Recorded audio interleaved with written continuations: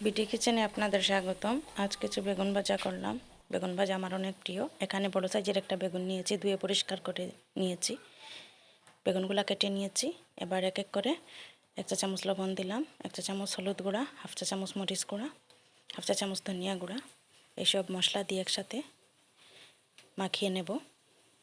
মশলাটা খুব ভালো করে মাখাবো যাতে বেগুনের ভিতরে মশলাটা খুব ভালো মতো ঢুকে। মশলাটা খুব ভালো করে মেশাচ্ছি। এই তো আমার মশলা মাখানো হয়ে গেছে। এটা আমি 10 মিনিটের জন্য রেখে দিলাম। 10 মিনিট পরে এবার ভেজে নিচ্ছি। একটি ফ্রাই প্যানে 1 কাপের মতো তেল গরম করে নিয়েছিলাম। এবার এক এক করে বেগুনের পিসগুলা দিয়ে দেব। ফ্রাই প্যানে সবগুলা বেগুন দিয়ে দিয়েছি। এবার ভাজা হচ্ছে। এভাবে আমি উল্টিয়ে পাল্টিয়ে দুপাশ গরম ভেজে নেব, যাতে একটু পোড়া পোড়া ভাব চলে আসে। পুরোপুরি ভাজা পর্যন্ত আমি সেটা রান্না করব।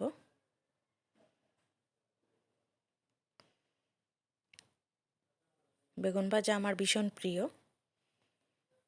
আপনারাও আমার মতো কে কে পছন্দ করেন কমেন্টসে জানাবেন। এই তো বেগুন ভাজা হচ্ছে।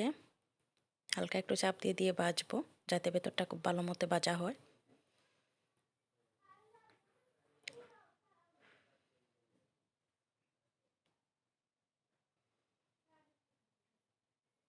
এই তো ভাজাটা পুরোপুরি হয়ে গেছে। এবার আমি নামিয়ে নেব।